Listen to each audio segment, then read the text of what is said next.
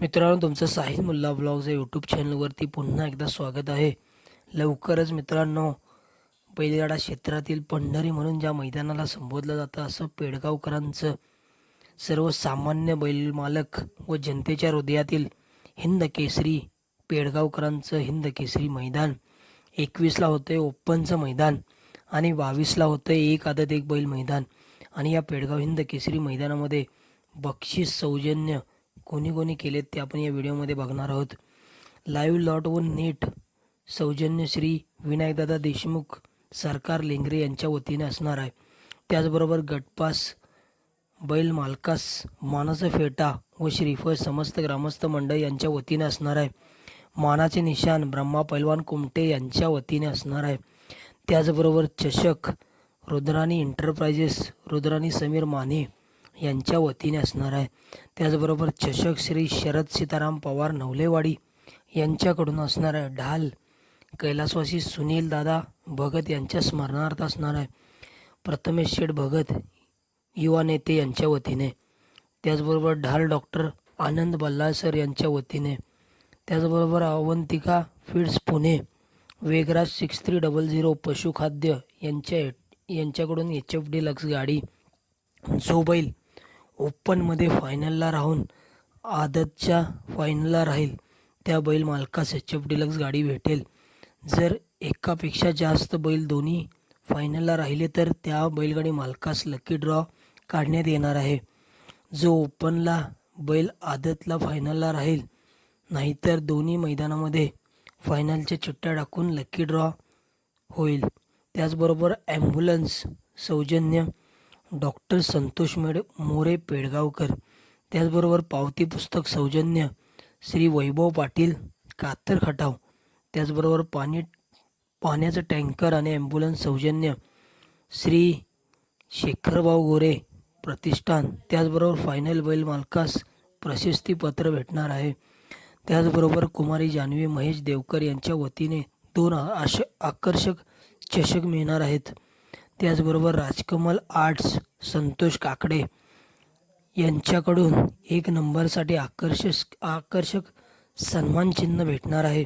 जो बैल 21 व 22 या दोन्ही मैदानात 1 नंबर मिळवेल त्याला श्री विनायकदादा देशमुख सरकार यांच्याकडून 1,00,000 रुपये आणि नाही झाला तरी फायनलला ज्या गाडी पात्र होतील त्या गाड्यांमध्ये मित्रांनो हे बक्षीस वाटून मिळणार आहे. त्याचबरोबर पेडगाव हिंद केसरी मैदानामध्ये ज्या मैदानाला पंढरी म्हणून संबोधलं जातं त्या मैदानामध्ये यावर्षी नियमावली 2026 काय असणार आहेत. तर मित्रांनो, सालाबादप्रमाणे याही वर्षी सर्व बैल मालकांचा विचार करून नवीन नियमावली तयार केलेली आहेत.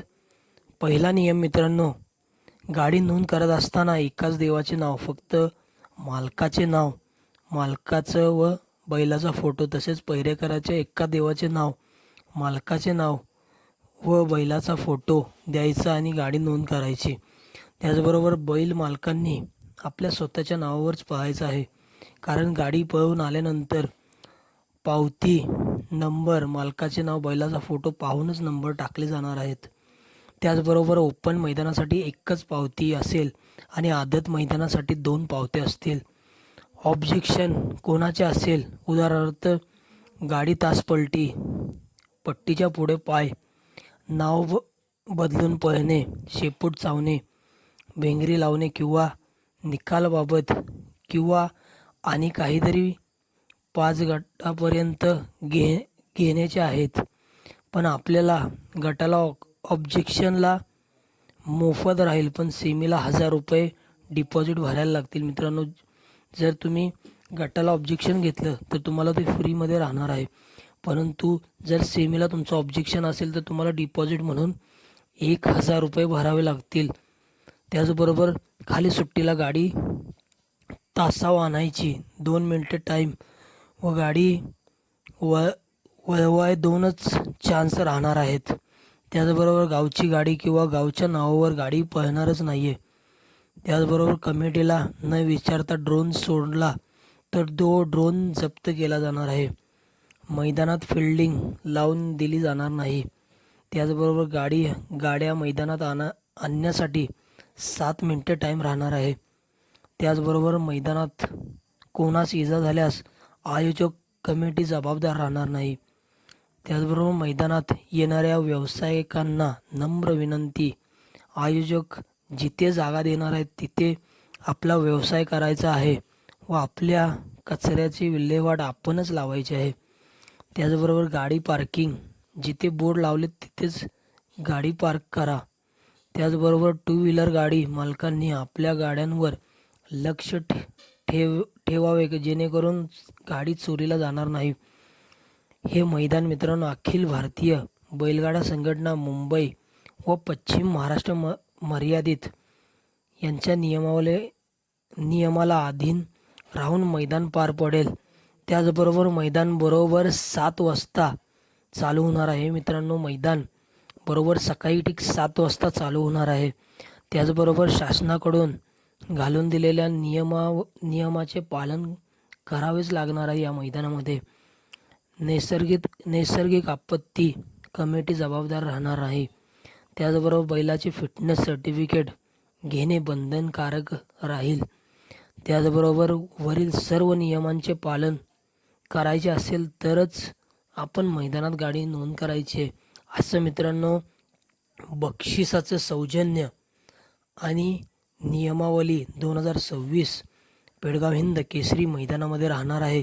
तरी मित्रांनो, हे जे मैदान होते हे मैदान होते सिद्धनाथ देवाच्या यात्रेनिमित्त सर्वसामान्य बैलमालक व जनतेच्या हृदयातील हिंद केसरी किताबाचं मैदान, ज्या मैदानाला बैलगाडा क्षेत्रातील पंढरी म्हणून असं संबोधलं जातं, असं पेडगावकरांचं हिंद केसरी किताबाचं मैदान. अनेक मित्रांनो मालक येतात, फक्त मित्रांनो मालकांना पैशाची आस नसते. मालकांना फक्त एकच आस असते की आपल्या बैलाच्या नावापुढे हिंद केसरी हे नाव लागावं. म्हणून सर्व गाडा मालक या हिंद केसरी मैदानामध्ये पाहण्यासाठी येतात. तर मित्रांनो, मागील वर्षी शिरसवडीकरांचे रायफल आणि द्वारलीकरांचा हरण्या ठरला होता पेडगाव हिंद केसरी किताबाचा मानकरी.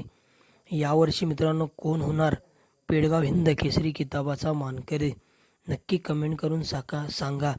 आणि या मित्रांनो मैदानासाठी आपले नम्र आहेत समस्त ग्रामस्थ मंडळ पेडगाव, तालुका खटाव, जिल्हा सातारा. मित्रांनो, व्हिडिओ आवडला असेल तर लाईक, शेअर आणि सबस्क्राईब करायला विसरू नका.